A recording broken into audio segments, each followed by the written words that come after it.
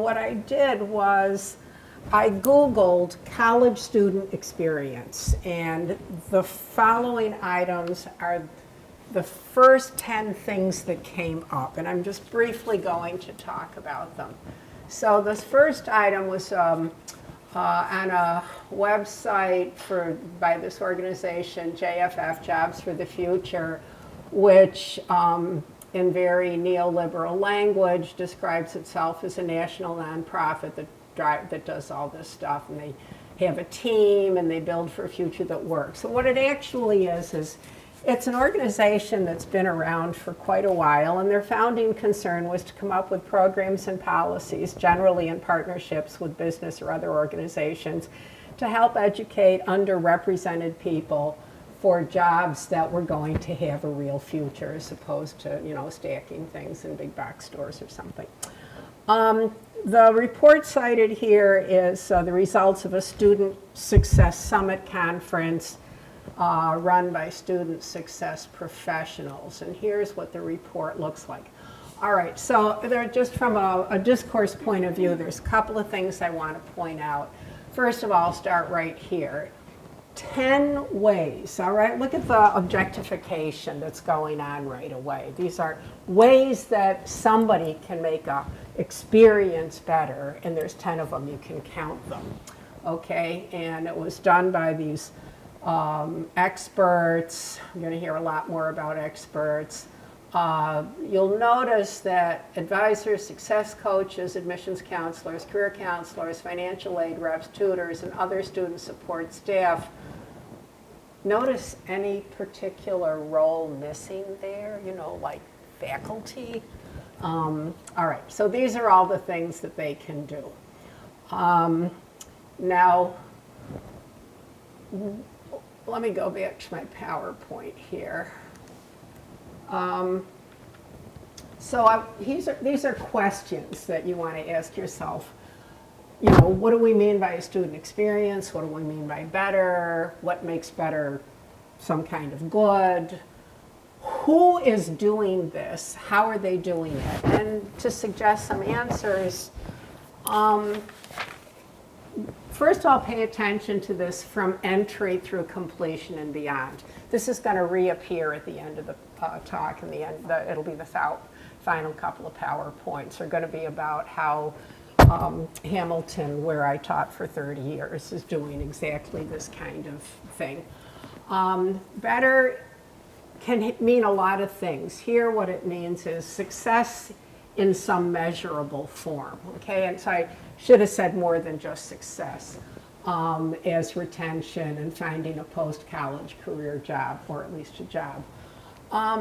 Again, student success professionals don't seem to include faculty, so presumably the classroom is not part of making student experience better, at least according to this. But hey, that was just the first thing that came up, so let's see what the Huffington Post article has to say. What is the student experience at a college or university? All right, so the answer is something connected to consumer experience. And at first it's like, okay, so this is about students doing the consuming, but actually, and by the way, again, it's, retention, graduation rates, all of those things, you want to ask yourself, is this about success for students or success for the schools? Is this about ranking how successful schools are in some public accounting system? And another point that comes up, here we go. I believe, this is right here. I believe insufficient research has been done on the softer area of student experience. Soft, you ask? As a former manager and executive, says the author of this HuffPo article, if I had a choice between two candidates for a job that had the same hard skills is actually knowing something or knowing how to do something, I'll pick the one with the better soft skills, which is interesting. Like, we've got self-confidence, empathy, diplomacy, and etiquette. The soft skills you usually see mentioned are communication skills, team management, leadership, time management, resource management, stuff like that. Okay, so you want to keep that in mind. All right. I could go on for days about this, but I had better move along. All right, so going back to my PowerPoint.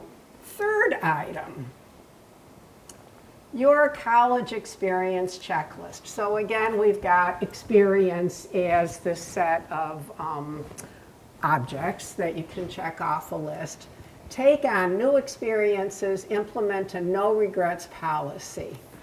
Again, you want to be thinking about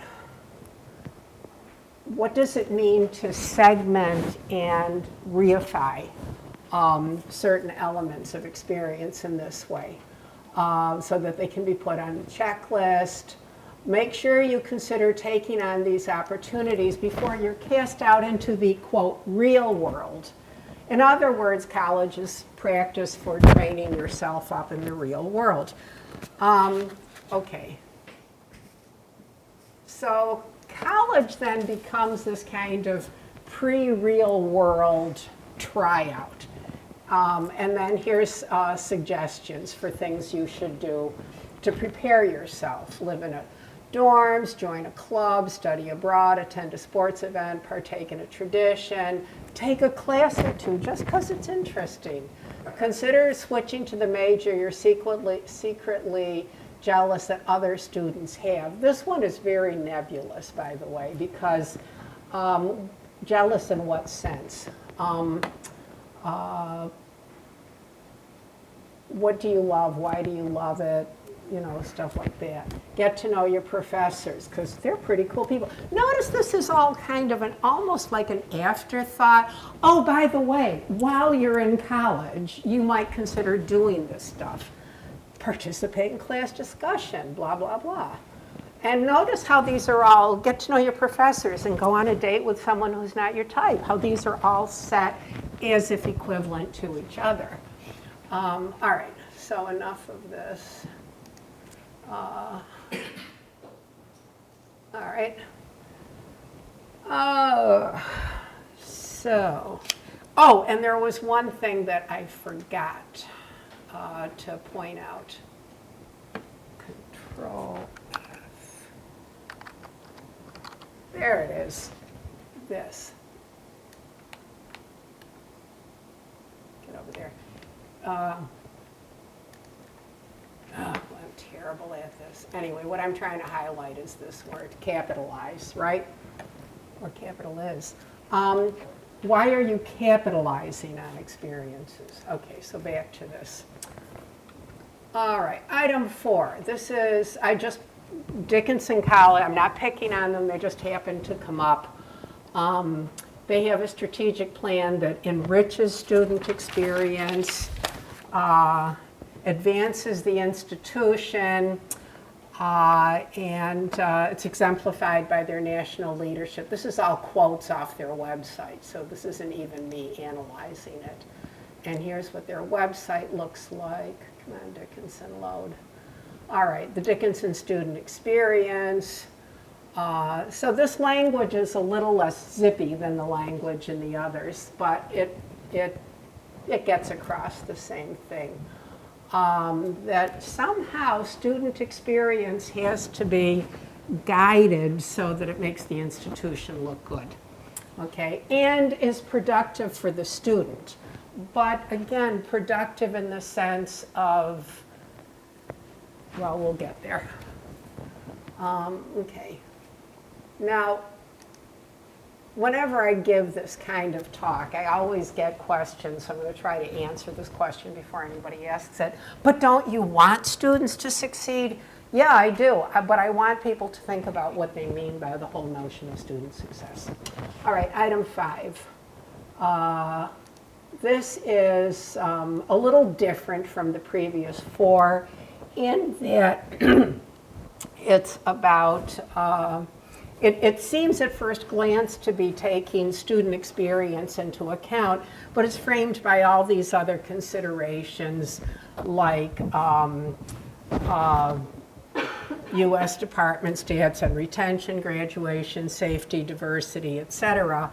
So it's not explicitly about productivity, but it does seem to be about student fun experience can't simply be all by itself. It has to be carefully framed. All right. Next. Okay, this is items 6 through 10 in the Google search, and I'm going to come back to 6 and 10, but I'm going to go to 7 first. Notice digitalmarketinginstitute.com. There's a reliable source for wisdom about higher education.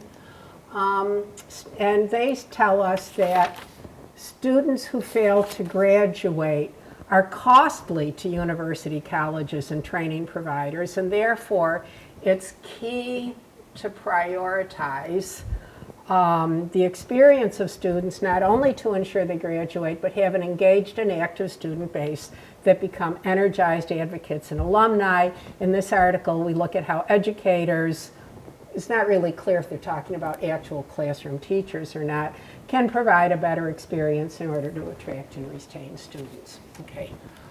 So again, the theme of, who's this really for and what do we mean by success?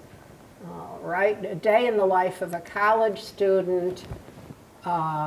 Take a look at the graphics to see what they mean by a day. Literally, it's these, get out of there. These days are these things on another thing that everybody has to manage. So in fact, this article is about instilling time management skills. Now again, yeah, you want your students to be able to figure out how to get stuff done in a timely manner. But this is a level of objectification that really separates the idea of, okay, you got a bunch of stuff you got to get done. Think about what those things are. And instead is like, start thinking about yourselves as human capital. Okay. And finally, transforming the first yeah, this is the one yeah, this one's behind a pay. There are 17 strategies for enhancing student success are behind the paywall, so I'm not going to pay for it. But you see the picture. Now, I just want to go back to 6 and 10 because these are really outliers. 6 came up because it's an article in the handbook by doesn't want to load. Article in the handbook by Richard Aram, what was the name of that book he wrote that was all over the place in recent years about sheep? Do you remember? Academically at risk. That was the one, yeah, and that got a huge amount of play because, again, there was this kind of moral substratum to it, so everybody loved talking about it. Okay, don't load it, I don't care. This piece is going to be behind a paywall, but that's Dan Chambliss, who's a colleague of mine at Hamilton, and he published a book. Oh, it came up. Oh, because you probably pay for your subscription. Anyway, Dan wrote this book about student. It actually didn't call it student experience at Hamilton. I can't remember how college works. And it's an excellent book, and I'm putting in a plug for it. Because what he does is he spends like 10 years going through all of this data provided by students about their classroom and social experience. And then what Chambliss Chambliss and Takach, I should say, because he co-authored it with Chris Takach, who was a student of ours at Hamilton and is now ABD in sociology. But anyway, what Dan and Chris did was they proposed if institutions really want students to find college satisfying in ways that is not necessarily part of a ranking system, these are things they could do. So it kind of doesn't fit in with all of the rest of it. I actually asked Dan that, and he says, yeah, most people miss that point. All right, so enough of those for now. All right, so now I've been going on about that for 15 minutes. Let's summarize. All right, so 7 out of these 10 items are all about how institutions should structure student experience, supposedly to benefit students, but really making it kind of clear that benefit is for others, especially potential employees. You're preparing students for a future workplace. You want them to acquire the right soft skills. You want them to capitalize on experience. You want to structure it in ways that advances institutional interests and gets them more institutionally engaged, because if they're more institutionally engaged, they're going to be better donors in the future. And what's interesting, last plug for Chambliss and Tech Edge, they don't frame their book that way. They say, what you want to do is provide certain opportunities, and they're these simple little institutional fixes. And you think about the architecture of dorm rooms. You think about the size of classes, and you don't try to do everything the same way. You think about several different things that encourage different forms of sociality, and you make those available. Or you find several different kinds of classroom dynamics that work, and you make it possible for those to develop organically. And you don't need a lot of expensive electronics to do it. It's nice if you can, but you don't have to have it. And if you read the book, it's just look, you could do this, you could do this, you could do this. And students are going to feel much more in charge of their own experience. They're going to get a lot more out of their writing. So it's not about this outward, inward structure. It's about creating opportunities from the inside out. Okay, enough plugging. But I feel like I'm always bashing, so I really want to be able to plug where I can. Okay. And then 2 and 3, you can kind of read on your own. 2, I just did. 3, is this ranking system. All right, so what all this points to is the idea of a good student. So the neoliberalizing of higher education, which can be seen in increases in all kinds of connected areas, ties to the corporate world, the college ranking system, and concomitantly college marketing, the paracurriculum, which I'll get to shortly, and its concomitant expansion of administrative positions, the idea that a college education is supposed to train students for jobs. That's an idea that's been around for at least 150 years, but it took until the 1980s for elements of all of these systems to sort of articulate into positions. So a key element of this is remodeling the student into an embodiment of human capital. So this whole skills discourse is about this idea of constructing the student as a self-controlling, self-directed individual. It's really important to note that human capital is not, a lot of times you read stuff where it's like, oh, well, that's just another way of talking about Bourdieu's notion of cultural capital. No, it is not. Cultural, symbolic, and social capital are all intertwined with each other and convertible into economic capital. And it's necessarily understood in relation to a system of status hierarchy, especially class system and capitalism, late capitalism. Neoliberal models of human capital just pull all of those hierarchic dynamics out of the picture.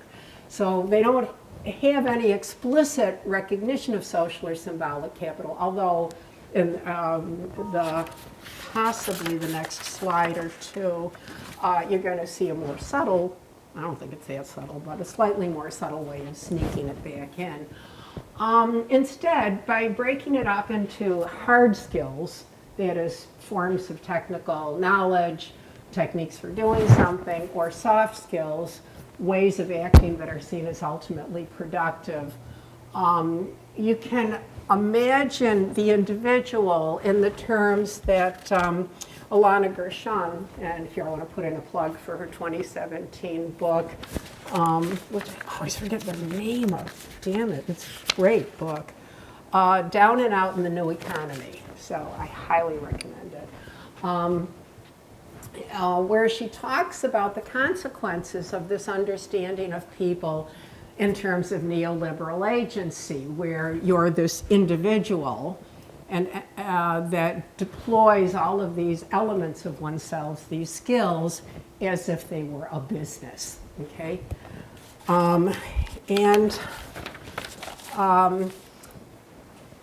So that, if you look at it, that's really the model that a lot of those websites, those 7 out of those 10 student experience websites were really aiming at. But what happens when you get, you know, an elite school? All right, so this is an article that came out in Forbes 5 years ago. It was written by Steve Sadoff, who is currently the chair of our board of trustees. And he does this really interesting thing where, well, you can read through it. He starts talking about liberal arts skills. If you underappreciate them, it's bad for the country, bad for business, bad for people starting careers. Parents keep trying to get kids to specialize. That is, you know, send your kids to a less elite school where you got to major in hotel management or something as soon as possible. But we need to take the long view. You got to send your kids to our schools. We're considering what's best for their careers.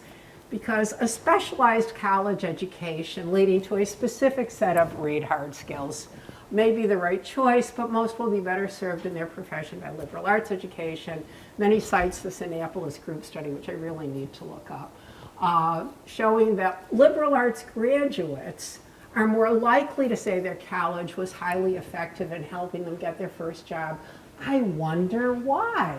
Could it possibly have anything to do with social capital or into graduate school? Could that possibly be the case? Liberal, and then there's this thing I highlighted in yellow, liberal arts graduates also credit their undergraduate experience with helping them develop a broad range of important skills. So he's got this idea that there's such a thing as liberal arts skills. Now, what on earth could a liberal arts skill be? Well, it might just be a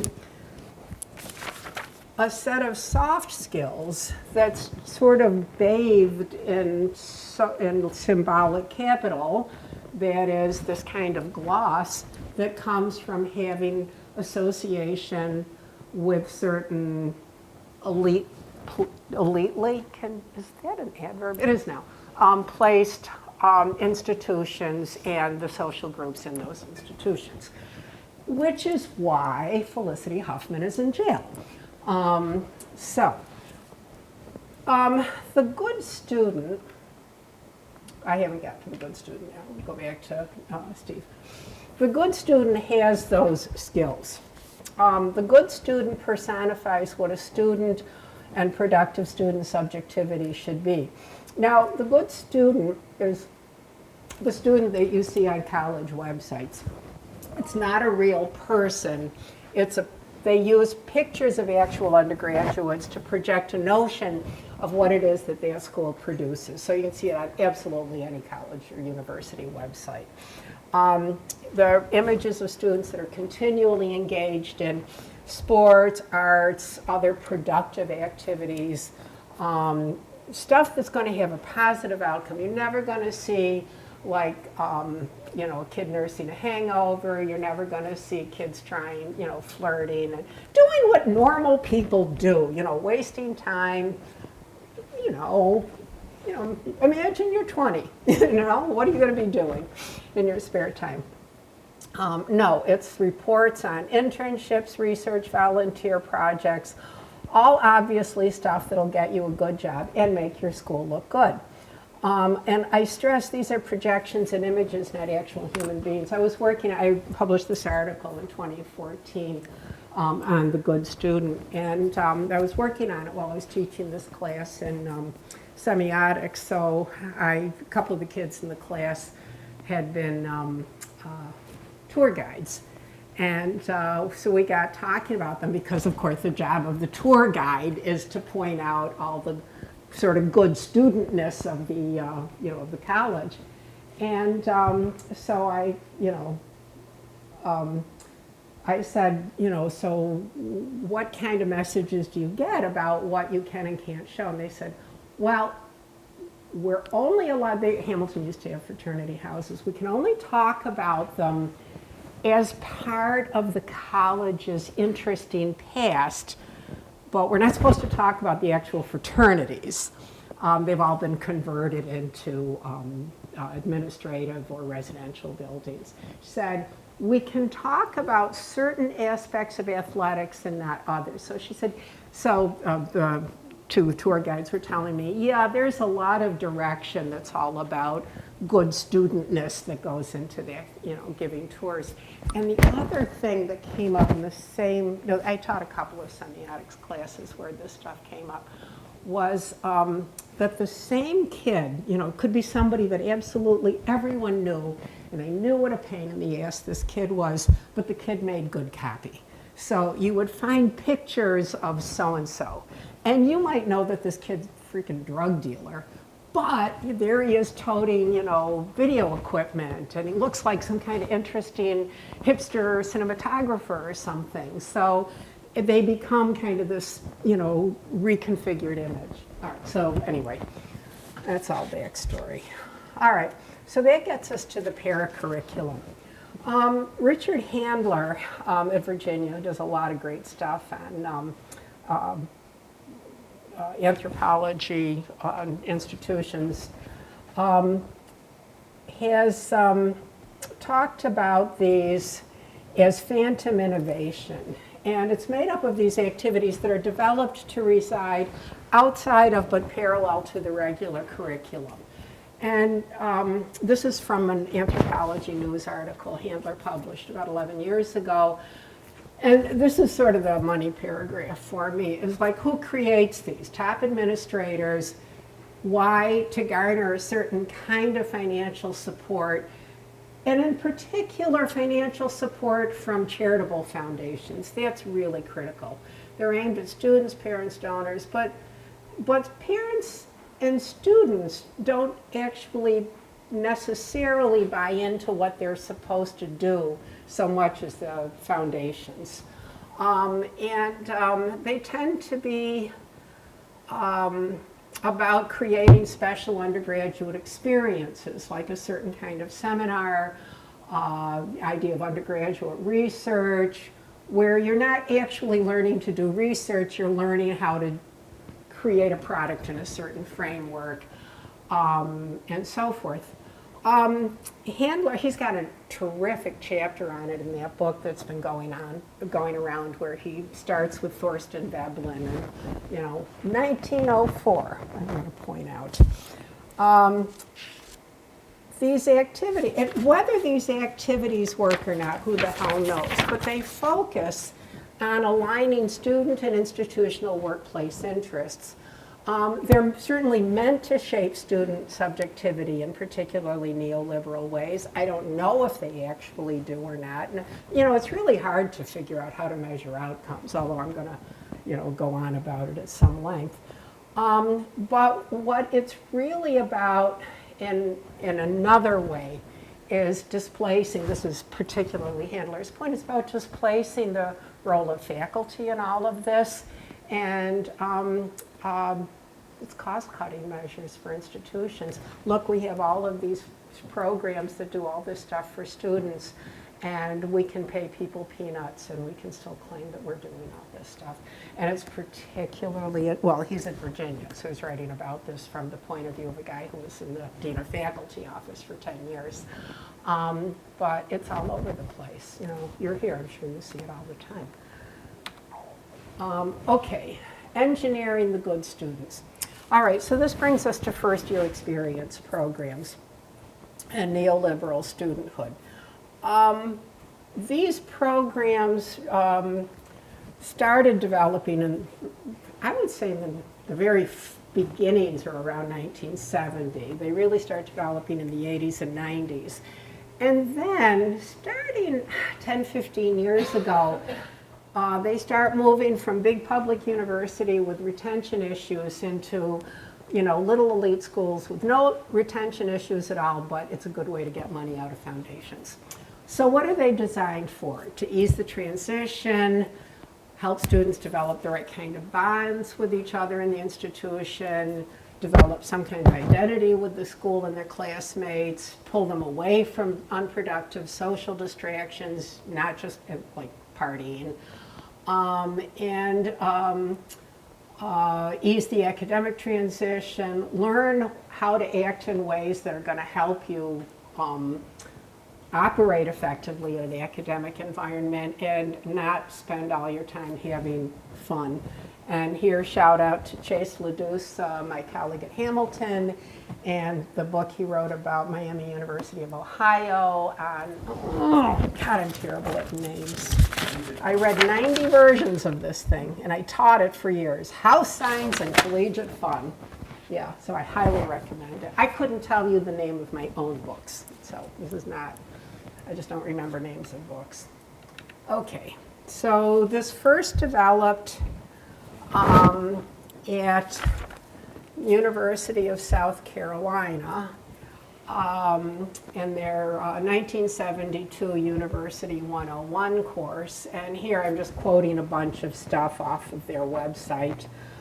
Now, again, you know, I'm not slamming the idea of having this kind of program. I think what happened was a bunch of concerned faculty and people in education saw a real problem, you know, high dropout rates, kids just kind of flopping around at sea, and said, what can we do, you know, to help ease this transition? And this University 101 course was designed by John Gardner, who, along with Lee Upcraft and Betsy Barefoot, and I forget the names of the other key people, you know, have overseen about 1 million conferences and volumes and journals since then. You know, so this has really become a cottage industry. I had a colleague who was worked in student life. She was at Hamilton in the 90s and left in the early 2000s. And she had been a student of theirs at USC, and she tried like hell to develop something like this at Hamilton. And, you know, nobody was going to listen to her. Nobody wanted to put money into it. And I just want to mention that because we're going to come back to Hamilton and FYE in a couple of pages. Okay, so here's this is a paragraph right off of their website and right off of University of South Carolina's website, talking about the importance of first-year experience. And the reason that I put this language up there, all of this stuff in blue, there are links to other websites, is because this is the language of a profession, a language of experts who are solving a problem. This is really not academic language. And here, without going into it, I'm just going to briefly mention that when I write about this stuff, I go into a long thing about register and metapragmatics and all that kind of stuff.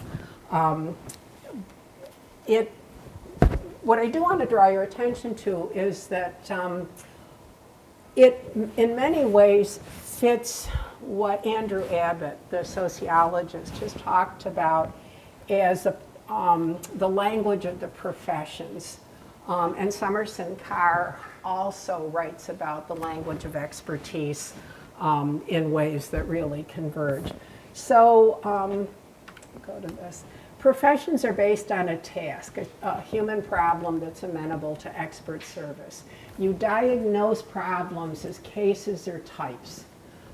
You abstract them from particular people in particular contexts. So the whole idea of students, you know, the student who needs help becomes abstracted from a bunch of specific cases. The profession, it kind of sets lines that define its field of expertise. And within that field, people have to demonstrate legitimacy. And so by, you know, formulating a task, formulating a problem to be solved, and taking the people whose behavior makes up that problem and breaking it up into these segments so that you can fix all those segments, that's where their expertise comes out of. They can operate competitively on the open market. They have referral networks. They end up marketing themselves. And in the article I wrote in that book that's floating around, I go into considerable detail about that. And they actively maintain all this through consulting and workshops and professional structures. And you can see all of that in all of these blue links. Now, this stands in contrast to what Abbott wrote about some years later as the chaos of disciplines, which is what academics operate in. So you've got disciplinary knowledge that emerges in relation to previous forms of knowledge, but rarely does it emerge as a problem to be fixed. That can feature into it, but that's not what drives it, right? Like, if you think about how new forms of, well, I can only speak as a linguist, okay, or an anthropologist, but if you think about how new forms of linguistics emerged over the past century, well, you start with, where was linguistics at in around 1900, 1910, 1920? People formulated languages, this, and this. And then other people came along and said, oh, let's look into this in more detail. Or maybe being people, they said, I don't like the way so-and-so and so-and-so are doing this, so I'm going to do it this way. And, you look at all this, and eventually you wind up with sociolinguistics and linguistic semiotics and whatever the hell, you can keep adding things. But, whenever people say, well, what does that fix? I'm like, oh, shit, let's just move on here. Okay, so chaos of disciplines. Now, Summers and Carr, in a wonderful annual review of anthropology article, wrote this review of the language of expertise, and starts out talking about the construction of expertise and objects of expertise as necessarily interactional, inherently, well, same thing, because it involves this kind of participation of objects, producers, consumers of knowledge. So it takes place, and this is certainly true of academics as well as of professions, but there's more of a regulatory sense that emerges in professions. So what she does is she points out you have all these discursive sites in which this happens, conferences, classes, and people come together in these sort of hierarchies of relationships and values, and the register, the form of discourse specific to those social relations and those kinds of formations become critical in establishing this kind of interpretive frame that emerges. And everybody is involved in the development of this frame of reference. You might think you're just sitting there at this conference asking a couple of questions, but by just being there, we're participating in reestablishing what makes sense, what matters, and in doing so, you're bringing into being an associated way of imagining oneself and one's place in the world. Michael Silverstein talks about this in terms of, I just have to get this in there, n+1 order of indexicality, so that each time, at kind of any interactional moment, people are kind of recreating this frame by talking about the terms of the frame with which they see the world, and reinforcing their sense of who they are and how they're participating and what they're objectifying. And I think the reason I point this out is that's what was going on in all those websites I was showing you at the beginning. And Asif Agha, in his book, Language and Social Relations, remember the name of that one, talks about how this is one of the characteristics of register in that way, is this coming together of cultural constructions of terms of participation, the roles that people play, and how people use the social functions of language in order to establish that. And there's tons, the Aga stuff and the Silverstein stuff and the Carr stuff all it really all runs together. So if you're interested in the semiotics of this, I highly recommend those. Okay, so they're fundamentally ideological, constructing not only what is, but what should be. Now, let's take a look at what a good first-year experience program is supposed to do. It's supposed to facilitate the development of competence, authority, et cetera, foster character development. It typically involves these kinds of discursive sites and relationships. And Skidmore has a very good, let's go back, very nice example of it. Come on, Skidmore. All right, so Skidmore's first year experience, they lay out, this is what our program is designed to do. We have this peer mentoring program, this first year experience program, lots of links. I'll just quickly click on this one where they lay out what each of these should do, okay? So this tells you what the outcomes should be. Whether they're the outcomes you're gonna get, that's a different question.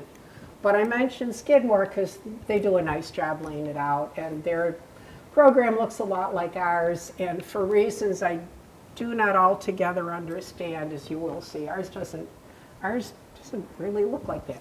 However, we'll get there. Meanwhile, Hamilton's FYE program is a little different because it was conceived of as part of a life course of the student from when they matriculate in college until they actually hit a career. Now,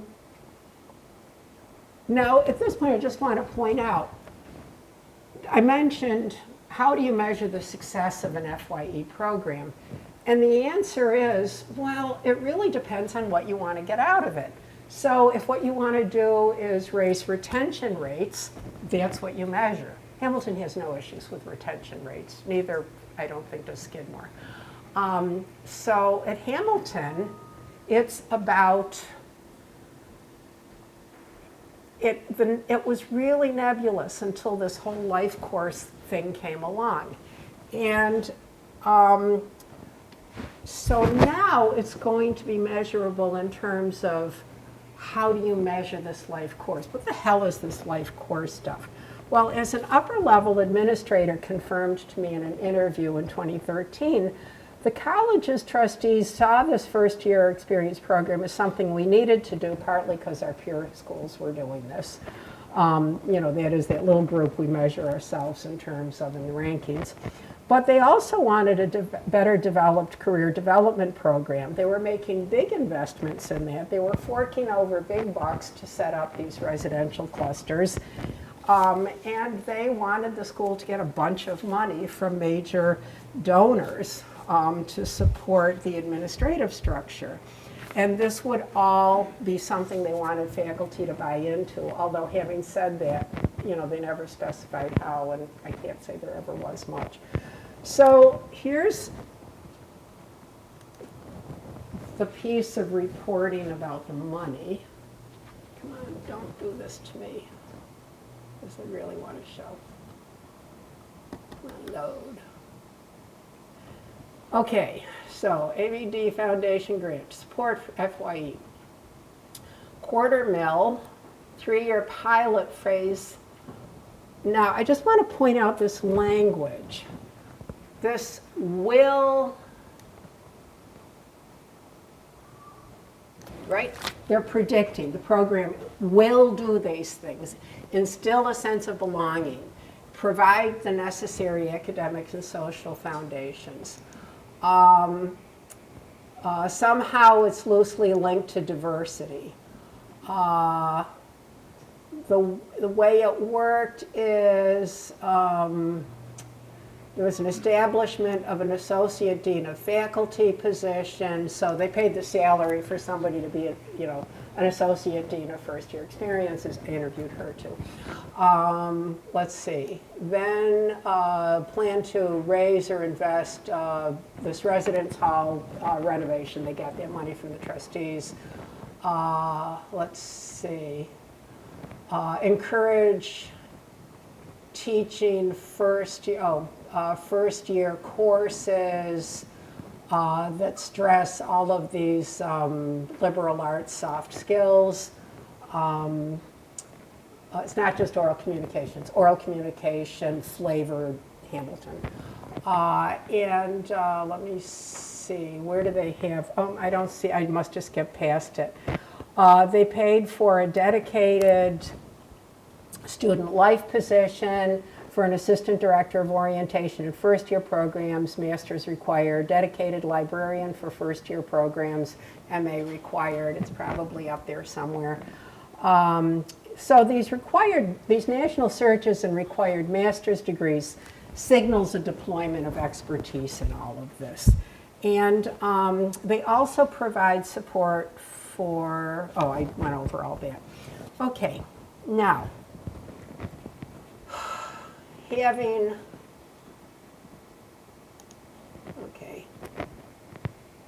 you'd expect that they'd have a web page that would tell about their first year program a little better than it does, but I just have to show you this. This is, keeping in mind Skidmore's, which is very organized. This is what you get when you go to first year. Here, learn about the FYE. It lists the FYE events. For fall, okay, first thing you notice is these are all spring dates, right? January through May. And secondly, would you look at what these things are, right? Campus activities fair, summer options work, karaoke night, goodie bag making. This is my favorite, trip to Destiny Mall in Syracuse. I cannot tell you what expertise it takes to,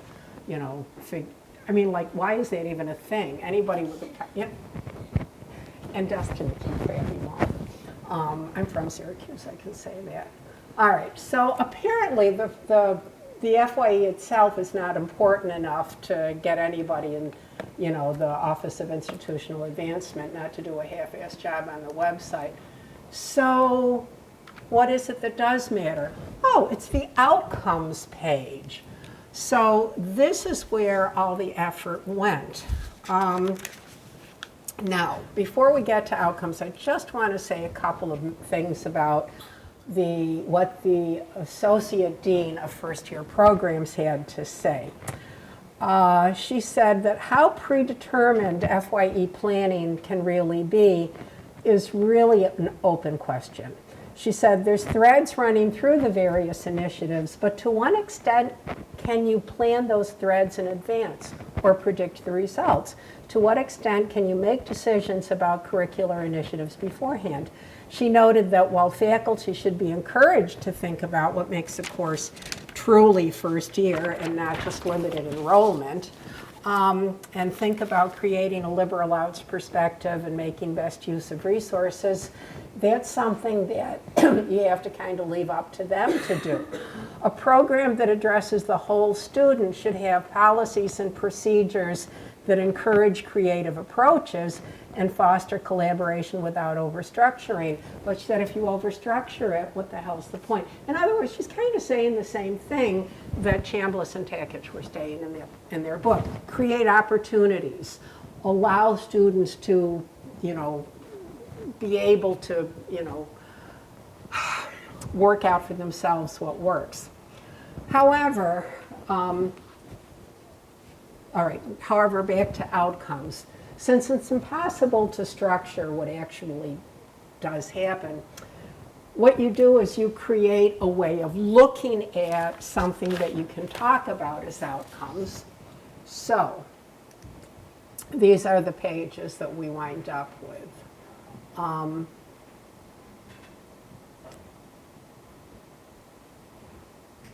right, first of all, you get the overall status report, and I just picked the class of 2018 because that's the most recent. So you've got 80% employed, 11.1 in graduate school, 3.8 with fellowships, 4.3 in transitioned, not explained, 0.5 looking for a job. So there you go. Traveling, applying to graduate programs, or not looking for positions. All right, so this is probably based on student answers to questionnaires. And then we get an employment summary, saying where are they? Well, not surprisingly, the biggest chunk is business management, and the next biggest chunks are education and then finance. Healthcare is growing. That's really been an increasing numbers of students. I have discovered that there is this link that I really wouldn't have guessed between phonetics and students going into MAs on speech pathology and stuff like that. And I'm like, why? And they said, because that's what you study in those courses, and I got a leg up because I took phonetics. So, I find I'm getting all these students into, who knew, but I'm not claiming that as an outcome. Okay, all right, so, you got to ask yourselves, in terms of social capital, could that have anything to do with all those people going into finance and business management, maybe? Okay. Now, the next, all right. Then we get we get this other interesting page, outcomes by concentration, where you can look at, let's look at anthropology. You can look at a concentration and see what major went into what field. And the only one where I can tell you there's a cause and effect is this one. It's a student who majored in archaeology and went into contract archaeology. Otherwise, they could have majored in anything, right? But somehow it's an outcome. And then finally, we've got this, and since I still have another page and a half and it's 11 o'clock, I'm going to kind of breeze through this fairly quickly. But new graduates are making their mark. So what you have here are just a bunch of student narratives. Let me see. I'll just click on the first one. All right, so this is, okay, kid in class of 2019 enrolls in an aerospace engineering. She majored in? Physics? I forget. Yeah, she majored in physics. So she was always interested in engineering, but she went to Hamilton. You don't study engineering at Hamilton. She majored in physics. She involved herself in certain clubs. She did these activities. She was involved in these student organizations. She traveled abroad here. She did this research project. For all I know, when she wrote this up, she might have said a lot more about what she took in physics and who she actually studied with. But there's really nothing in this write-up about that. And that might have something to do with the way in which these narratives get edited by the Office of Institutional Advancement, Press Division, because they don't like to include a lot of that kind of stuff. Because these are supposed to be, about student experiences. Okay, so now,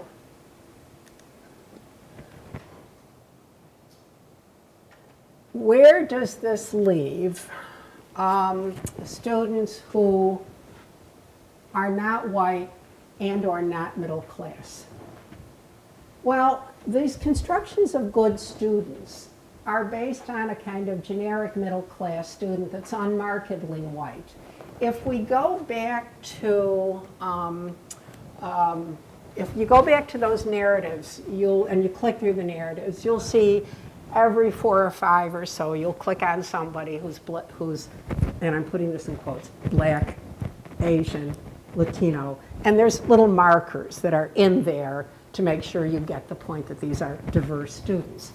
And so they're set up to look like they are becoming, that all students, however they're classified, are becoming the exact same kinds of human capital.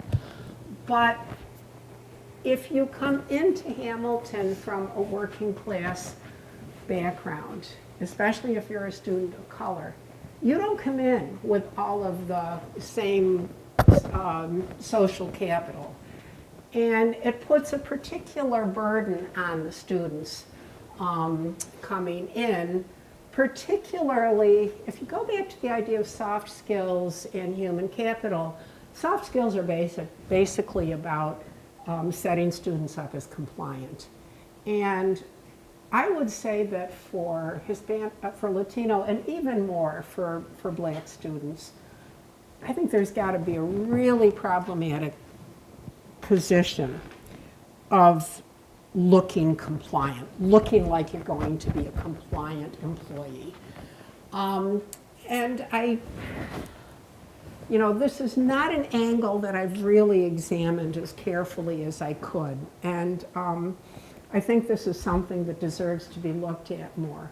But if you're a white kid from a middle class background, the compliance doesn't make you look like a subject that's supposed to act a certain way.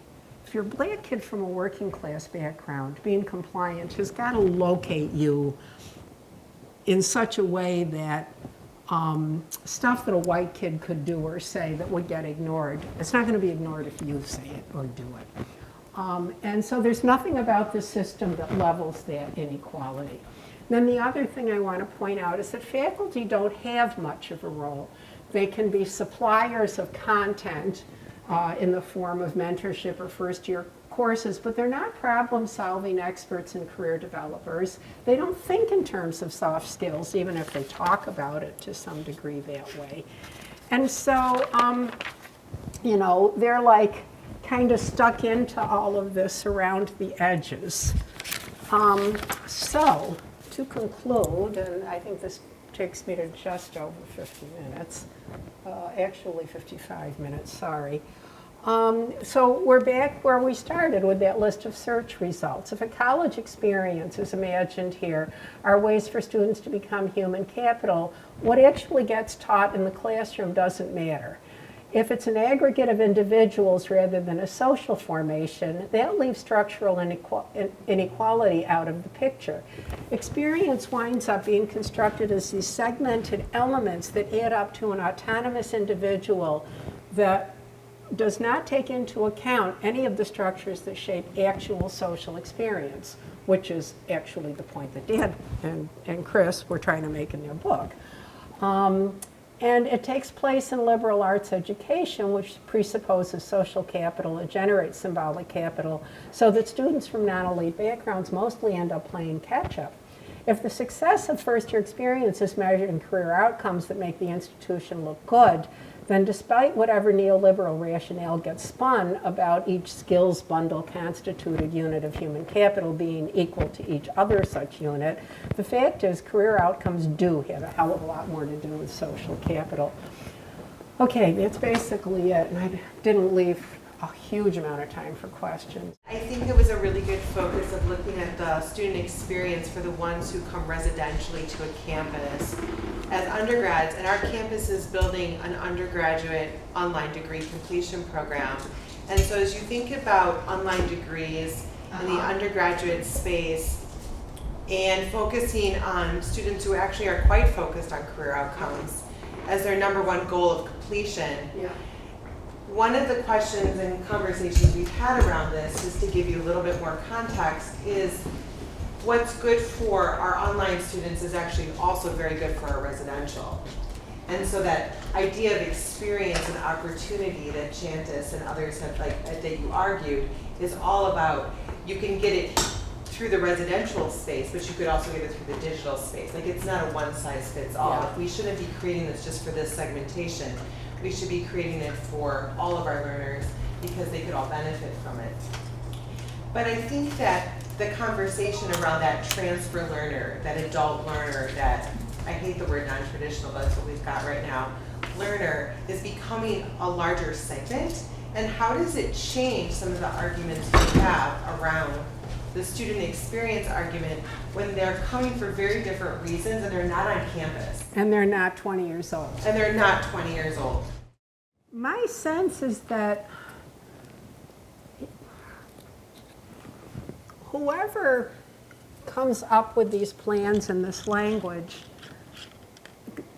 and here I want to go back to the fact that what I'm really looking at here is discourse. So whoever comes up with this stuff, I think they're kind of slow to figure things out. And, so they're, I think, continually trying to adapt. Well, first of all, a lot of this are corporate models, right? Right, but I think that there's often this corporate goal to say to serve this segment, we have to have a vendor, or we have to have others besides what we do to help those other new learners that we haven't traditionally served. And I'm not sure that. That's true. Yeah. Oh, I'm not sure I'm answering your question. What I was going to say is, I get the impression that institutions are not sure how to, go from a more traditional language or the corporatized version of that traditional language to actually saying we're dealing with something that's structurally very different. Is that what you're? No, I'm not. I think that's like the tip of the iceberg. I think it's a little deeper than that, that there's this notion of student experience, and we segment it out as these learners are different from these learners, but are they? I see what you mean. I think it can be more esoteric, like are they? And I think a lot of the pieces that you were showing in your list in the beginning of just sort of that market fixation of the student experience being the top 10 is coming across even stronger because of that new group of learner who is actually larger than a residential. Yeah. Or has the potential to be larger in many institutions.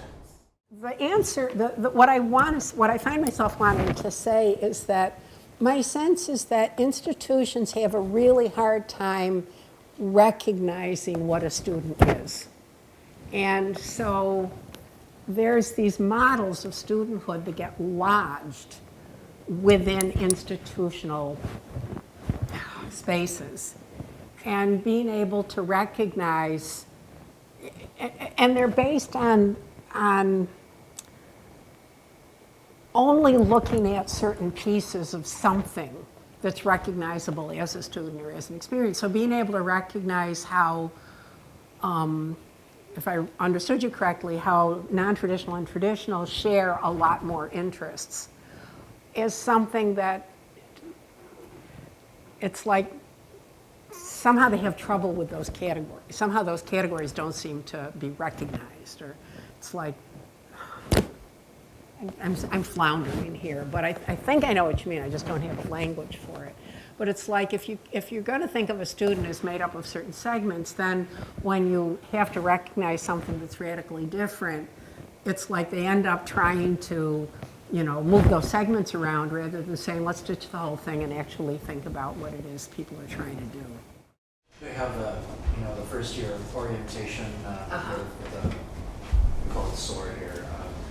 They show a video about kind of all the wonderful aspects of student experience that you can have, but there's only 2 faculty in the video, and I kid you not, one of them is a political science professor who is a member of a rock band. So he's like your rock star professor. Yeah. And then the other guy. It's like you can't just be a professor. No, he's not just a poli-sci professor who's an expert in international relations. He's a rock star as well. And then the other guy, I don't know, he's a professor in some STEM field, but he kind of talks about how, like Oprah Winfrey, he kind of like works the crowd with a microphone and like kind of walks up and down the aisles, and he presents his classroom as a talk show. And so this, So video friendly. I think the sidelining of faculty and just academic rigor, it's like university. Yeah. The academics of universities is hard. That's kind of what you're here to do, and that was one thing that reminded me of, and then. Yeah, Handler just goes insane at this point. Yeah. Yeah, we have like, and he gives me all these examples from Virginia. Anyway, go ahead. The other thing, I don't know if you have this at Hamilton, but here at UW, the university invests a lot of money in trinkets. Oh, God. Just all this junk, T-shirts and hats and keychains. Less so, bobble yeah, I know dolls. what you mean. And so anytime you go have an experience as a student, you go get involvement, or you go have fun, You collect a bobble doll or a Yeah. keychain Yeah. or a sticker or something like that. So university, that's one aspect of this like marketization of experience is the investment in all this junk. And so students collect like all the stuff and Yeah. put it up in their dorm rooms and stuff like that. Yeah. Um, God, there's something to be written there. I know, it's super interesting. And just the only other thing, just in terms of the semiotics of all this, if you go back in Lingham's literature on the commodification of language, like one part that's kind of, one process is like the authentication of the relationship between like some discourse and its referent. And like it strikes me as if like these experts of student experience, like the MA degree that you need to be a librarian for the first year course or something, like a lot of that seems to be somewhat similar to the semiotics of the commodification of language. You need an expert to authenticate the referent. And so it kind of goes way back in terms of the theory of all this. And so it's like this regime of authentication that is in place. Yeah. Yeah, and being authenticated as a real Hamilton experience, that's just been handed over to C&D, the Office of Institutional Advancement. Have a whole string of articles on the way in which diversity gets marketized in higher education. And I'm got this book I've been working on for about a decade on that subject and how it contrasts with the actual human experience. And I didn't get into it in this talk to anything like the degree I wanted to, but I have written elsewhere about how many ways in which the experience of students of color, and by that I particularly mean black kids from not just, say, New York and Chicago, but the immediate area, like kids from Utica, Latinx kids from anywhere, Asian, and I hate using these terms, but these are the terms that have been reified. How many ways in which their experience at Hamilton is continually just whacked at by these expressions of white privilege. And like one example sticks in my head was this advisee I had years ago. And she was telling me about how when she first came, she and a friend of hers, she was from Utica, and her friend was from Atlanta. And they were both African American. And they're sitting in the dorm room of one of them, and I can't remember which one, and the other roommate was white. And the roommate's mother came in and walked up to one of them, had long braids, and the woman, without even talking to, the girl's name was Toya, without even talking to Toya first, picked up her braids and said to her daughter, now are these, what's the term? Are these weaves? No. Extensions. Extensions, thank you. Are these extensions? And Jackie, the student I was interviewing, said, she said, I thought Toya was going to just whack her. And she said, and I wanted to say something, and then I thought, what am I supposed to say? And it's like, welcome to Hamilton, and what the hell, And over the course of a lot of interviews that I did over the years, it's like, well, this is what their experience consists of, and there's nowhere in there in that model to take account of it. Can I ask you a favor? If you write, can you write to me what your comment was so I can think about it a little more? Of course. Okay, great. Thanks. So, like, what are, if you think about experience, I spent the whole 50 minutes there talking about the segmentation of experience. I should have spent more time talking about where's the place for parts of that experience that don't fit into the segmentation? You know, so you have, you know, kids from privileged backgrounds, overwhelmingly not 100% white, but mostly, who, you know, they're able to, and I wrote about this in a couple of pieces, that if anybody wants references, I can give you the references. You know, they have this whole world of parallel experience outside the school where they can draw on all kinds of, you know, ways of relating within the school as if it's part of their school experience, but it really has to do with them all having come, them all having come from backgrounds that are very much alike.